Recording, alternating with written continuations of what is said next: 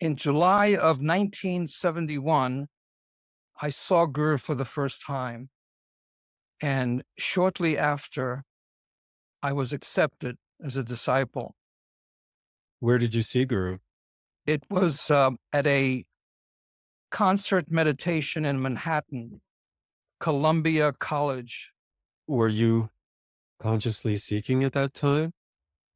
I was seeking, although I can't say consciously, I was interested. It gave me joy to look. I went to see quite a few masters, but it's hard to say consciously because I was young and honestly, I didn't know what I was doing. But once I saw Guru, I knew that he was what I was looking for. He had what I needed. And so there was no question when I approached Guru, he was radiating, and I'd never seen that in anyone, and even the few spiritual masters that I went to see before. And so I knew that Guru was the real thing and what was meant for me. What was the process you went through to become a disciple? I was a hippie, as we all were in those days. You mean you had hair? I had lots of hair, very long hair, and at times a beard, and I was enjoying drugs, but I knew something was missing. So I started searching. As I said, unconsciously, I read books about the occult and spiritual life. At that time, there were many groups in the city, and I went to quite a few groups and actually saw several spiritual masters. And then once you saw Guru, did you write a letter? How did you become his disciple? I started attending all the public events. There were a Jersey center and a few other centers, and some of the events were public. And so I started going to every public event, every event that I could attend to see Guru. And being a graphic designer, I presented Guru a transcendental with the cosmos behind it. And when Guru received it, he invited me to come up. When Guru invited me up, he put his hands on my head and blessed me, and that I would consider my acceptance as a disciple.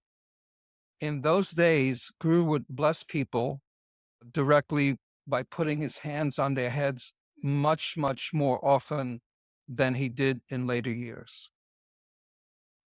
So then after that, you started going to the center meetings? Yes, mostly in Connecticut. And was Guru going to Connecticut twice a week at that time? Actually, once a week on Monday. Monday evening was the Connecticut Center, and Guru would almost always go there. It was quite a large center. What would Guru do at those meetings?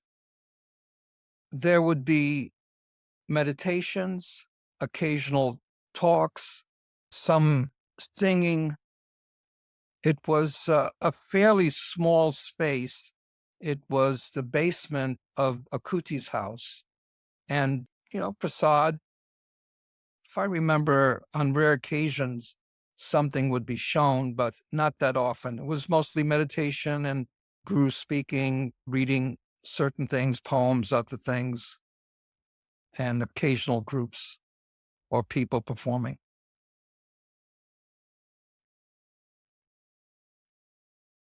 This is the parade. I believe it was the first parade that we had as a center.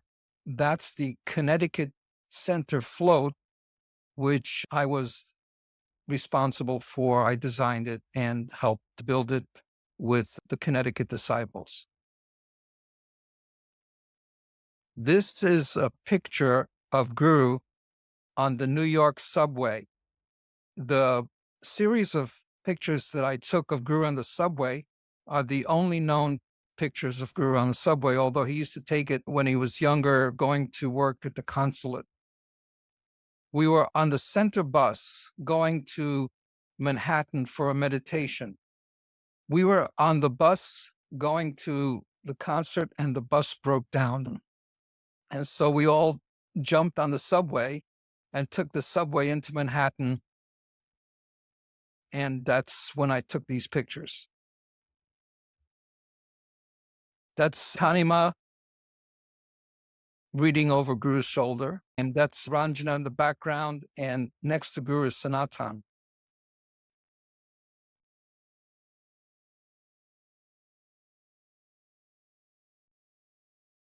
This is the center church, which was used for many, many years as a meeting place for the New York Center. It's in Bayside, but we simply outgrew it. I don't remember exactly what was going on, but I'm holding a book, and many of the people you see were printers or related to printing. And so it's possible that we had just finished a particularly important book for Guru. The throne that Guru is sitting on is now in his house. Right. That was taken to Guru's house, and it was used for decades. This picture of Kali is the famous one Guru had in his apartment, and there was a fire, and the whole apartment was destroyed, but the Kali picture was untouched. This is one of the many galleries that we had, and I was one of the people that worked on the galleries, and why you see me in regular clothes and messy and exhausted and unshaved. We worked very hard for Guru's galleries, and they were a major achievement, and Guru was always blessing us for our work. They would rent a space someplace in Manhattan, usually. They would have to transform this usually very dirty, messy space into a beautiful gallery. And the two great heroes of all the galleries were Rupantar and Sanatan. They worked tirelessly to transform these spaces that were sometimes given to us for free because we would clean them up and make them very rentable. Here we're bringing the cake, Guru's birthday cake, in 1975.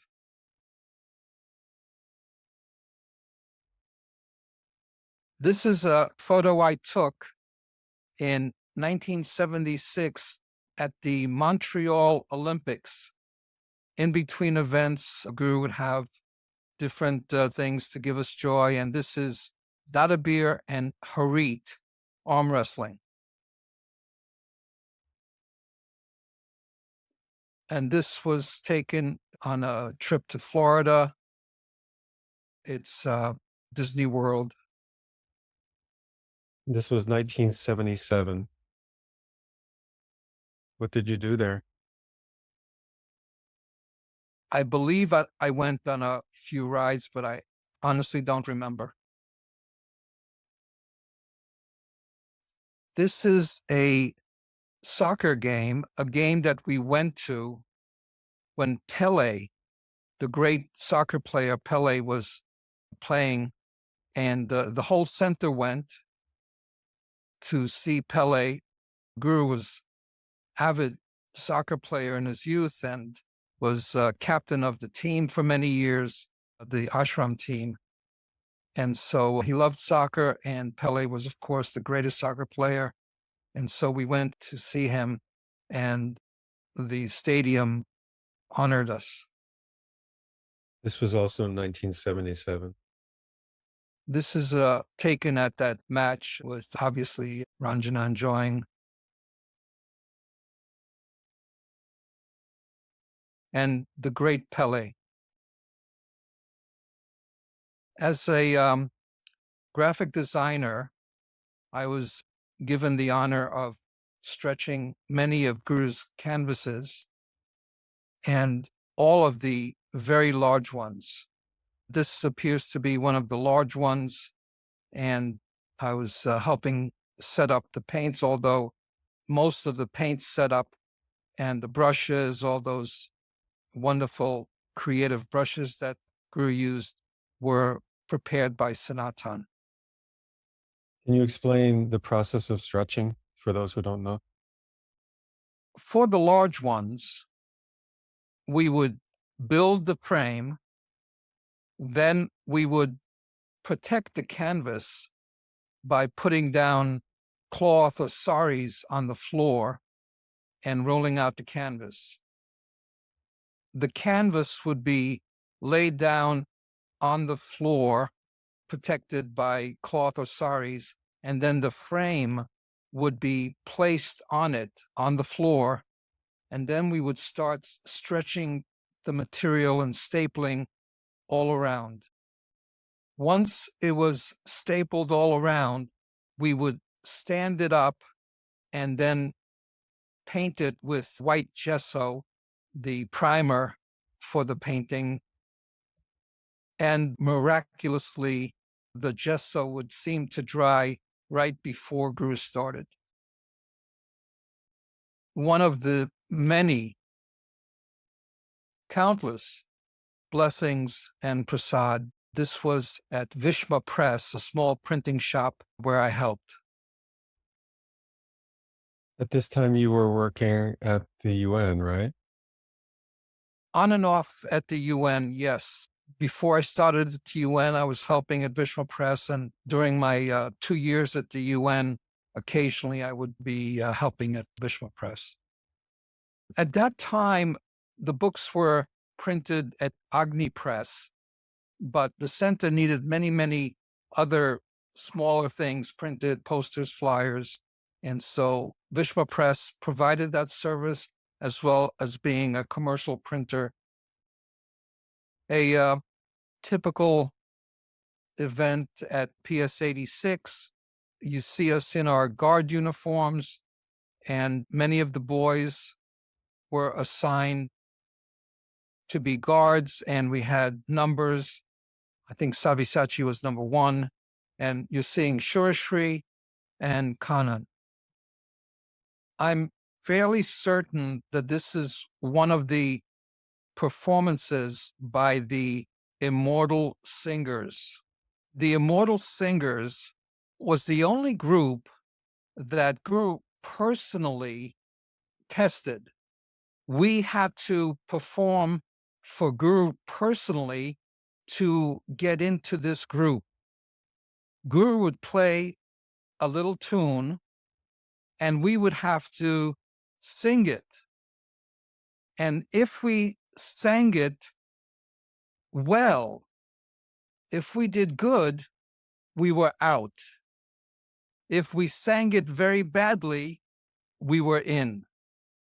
And so the Immortal Singers were Guru's bad boy singers. This group ultimately became Chidananda's group. This is the guard uniform. Yes. You can see all the guards had a name tag. And then there's The number on the collar and the badge.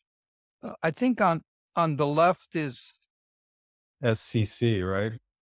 possibly, and on the other side was your number. SCC Sri Chinmoy Center. Abakash, was this part of the uniform? It's possible. I believe it's a gold pin with a center boat on it. The golden boat. The patch on the arm said Sri Chinmoy Center Service, right? I believe so, yes. And then in the center was the golden boat. The original golden boat, yes. This appears to be a function at the UN where we were serving people a meal. I was a waiter at the Ambassador Grill for some time, and so I had a little experience. The Ambassador Grill was a hotel across the street from the UN, When Guru asked us to work for the UN, we did everything we could to get close to that. Some of us worked at the committee of UNICEF, the US Committee for UNICEF, and the Ambassador Grill. And then finally, I got a job at the UN proper as a graphic designer. Now, Abakash is wearing this Sent tie, wonderful tie with Guru's. little yogi. It's Guru's drawing. This is me taking film at one of the longer races, possibly the 47. I'm pretty sure because that's the Jamaica high school track. Yes.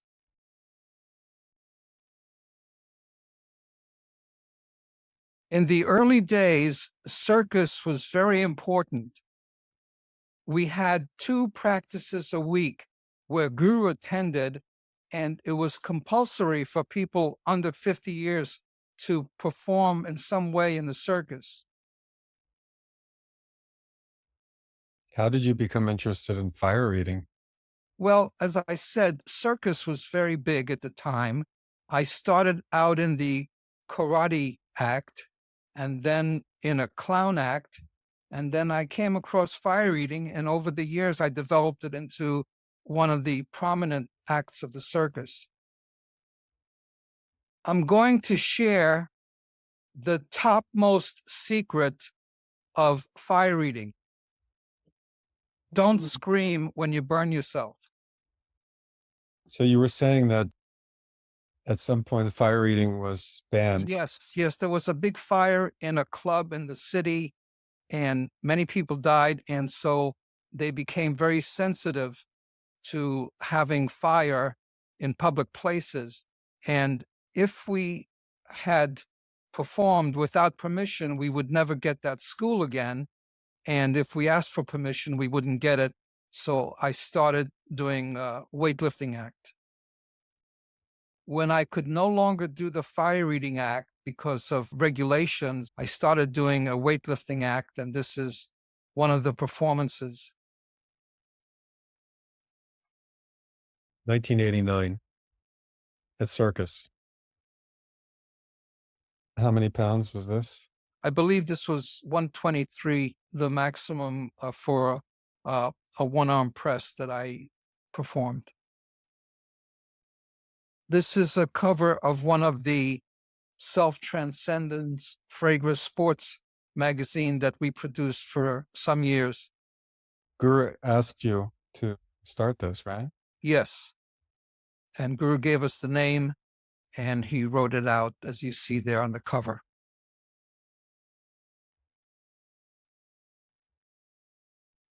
Another issue of the magazine. This is Guru celebrating my birthday at the Aspiration Ground. 1991. I was able to get official photographer for the New York Games, and I tried to look the part. The New York Games was a track and field. Track and field event put on by Fred LeBeau, New York Roadrunners Club.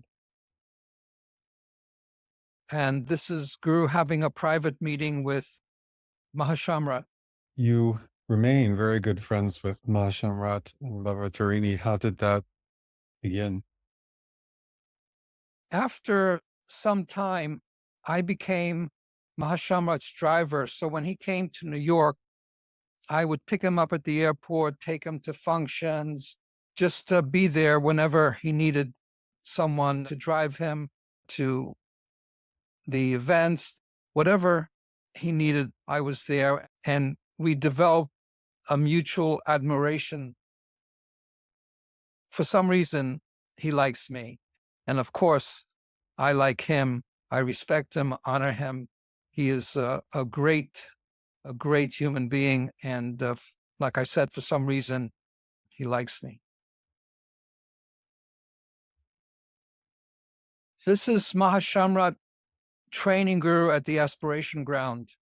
Mahashamrat obviously is one of the foremost bodybuilders of all time, 5-time Mr. Universe, and he was kind enough to work with Guru whenever Guru wanted. But these were photos you took, Abakash. Another one.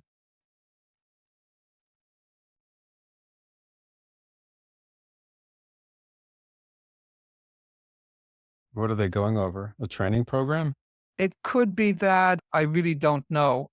It's quite remarkable how close Guru and Mahashamrat are. It says training suggestions. Oh, that might be from his book. He prepared a program for Guru. This was in Guru's, we called it the hut at the tennis court. Before the temple, there was this small structure. Which Guru loved. He loved his little hut. Used it for many years. After an event, possibly one of the big weightlifting weekends, Guru had Mahashamrat at the aspiration ground, and Guru honored Ashrita and myself by getting this picture of all of us together. To my Mahashamrat, infinite love, infinite gratitude, Guru Sri Chinmoy. Guru blessing me. Possibly I had presented Guru with something that we printed. I see something on the table. It looks like many of the items that we printed over the years. Probably a prasad of some sort. Prasad, weightlifting, something, yes.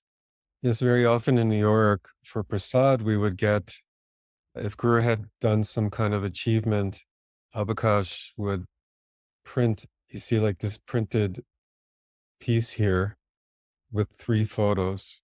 And we would get some kind of prasad, which was a printed piece like that with a photo of Guru's achievement. This is one of the times that Guru visited our printing shop. This was the one on 73rd Avenue next to where the Oneness Fountain Heart ended up. And Shanti Shri is showing a negative that would be used for printing to Guru. Oneness Fountain Heart was my restaurant. It was next door to Abakash, to the Manifestation Club. This is a different view of the same place. And this is Guru celebrating my birthday at the house. And this is in front of the Enterprise. Guru training for his famous platform lift. This was actually at my restaurant. That's me behind Abakash there. Guru visited the restaurant and Abakash came to get prasad. A picture of one of the 5 locations of the Manifestation Glow and one of our most enthusiastic workers, Rupantar. And when he said 5 locations, it doesn't mean 5 locations at once. It means No. years he was in No. 5 different places. Small to bigger, biggest, and then now small again. And this is my perfectly neat and organized office.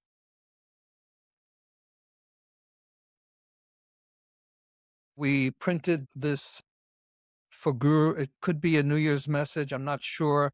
And when I went up to get mine, somebody was kind enough to take a picture. And you printed many of Guru's books starting when? Approximately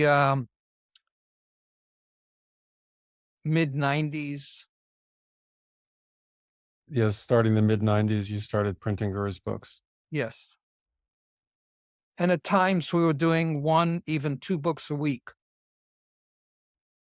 And this is a picture that I took at the Millennium Peace Concert in 2000. It was actually end of 1999, just before the millennium. In Central Park, Manhattan. This is a picture from the stage Of that concert. of that concert, yes.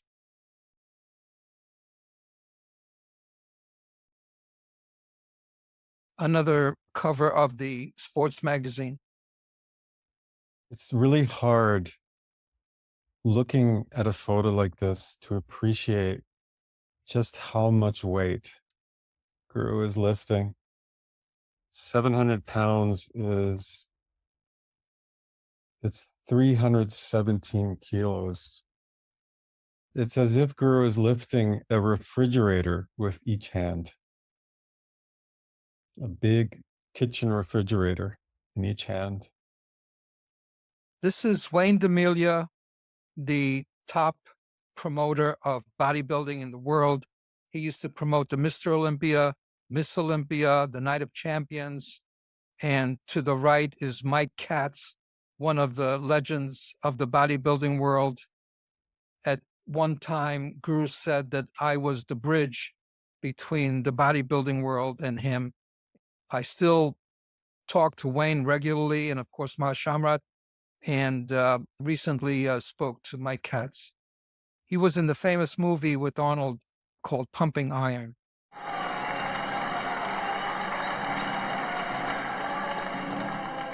It took me 5 years to win Mr. Connecticut. It took me 4 years to win Mr. America. This is my 5th year that I've been trying to win Mr. Universe. You know, I'm not a quitter. Mahashamrat receiving a copy of the book that Guru printed for him. Mahashamrat wrote the book and we printed it for him, Beyond the Universe. So, Abakash, this was his biography? Yes, I believe that it also contained some training. His most famous book, with the most profound training instructions and routines, and a classic even to this day that he wrote, I don't know, 30, 40 years ago, was called Keys to the Inner Universe. What a profound name for an exercise book. This was way before he met Guru, obviously. And so this book that was more about his life was called Beyond the Universe, meaning Beyond the Keys to the Universe, his most famous training book. One of Guru's most famous lifts and the cover of the sports magazine.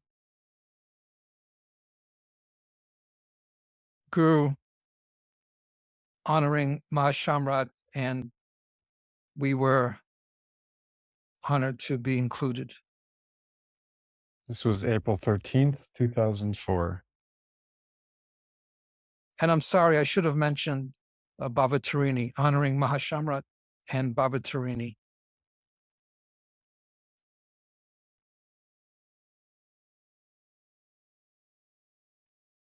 This was again at my restaurant, the Oneness Fountain Heart, actually on my birthday in 2006. This picture was taken by Guru at his house on the porch when Parichayika joined the Manifestation Glow, probably a few years beyond that. Guru wanted us to work together, and so he took this picture of us. And of course, the famous Dada Beer. I was in Dada Beer's troupe, one of the original members of Dada Beer's troupe, and Guru lifted us together. They performed almost every Saturday. For years. I was showing Guru some proofs, possibly the cover design for a book. It was one of my favorite things to go to the house to show Guru a cover and spend a few minutes with Guru.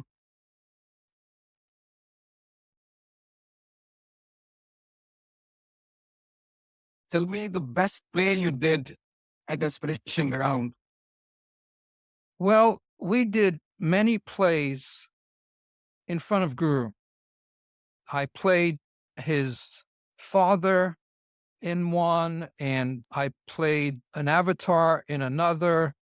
So I would say any play that we did in front of Guru has to be my favorite because we got the most inwardly.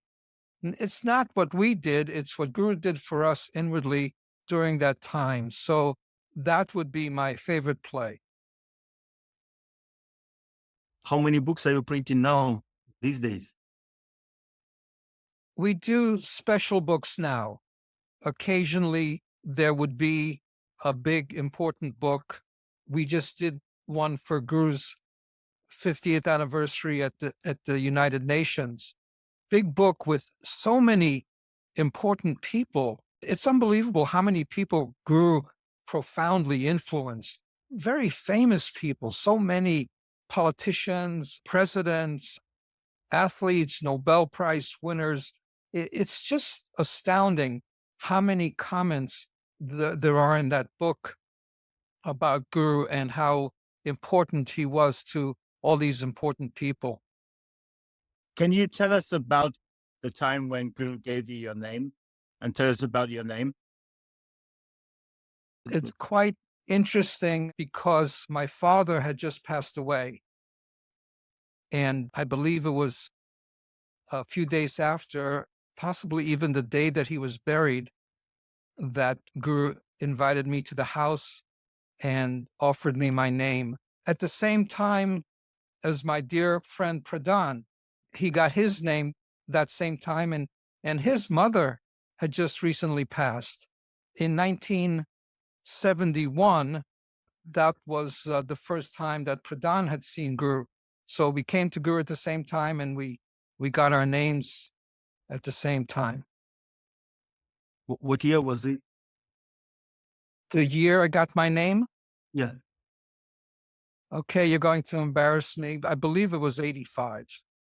What does this name mean? The name means golden opportunity, divine opportunity, supreme opportunity. One who believes and gets the supreme opportunity to serve the Supreme in his own way. Could you say something about the photo montage that you gave for Prasad celebrating Guru's 75th birthday? I believe it was the 70th. Well, actually, I had done one with many less photos. I forget how many, less than half, I believe. And Guru liked it very much, and he asked me to do one for his 70th with 70 photos. And so I collected the 70 best photos that I could find, and we printed them up and gave them as prasad. And One large sheet with 70 photos. how did Guru guide you inwardly and outwardly? Well, inwardly, we all know. It's similar to outwardly. When you saw Guru's smiling face, you knew you were doing the right thing. And when you see Guru's not so happy face, you know you're doing the wrong thing. So basically, it's a matter of getting to know yourself and getting to know when you're doing the right thing and when you're doing the wrong thing, and to do the wrong thing less and less. And just to clarify, it's not necessarily seeing Guru in the physical. If you look at the transcendental and Guru's smiling, or at another photo and Guru's smiling, it's the same thing.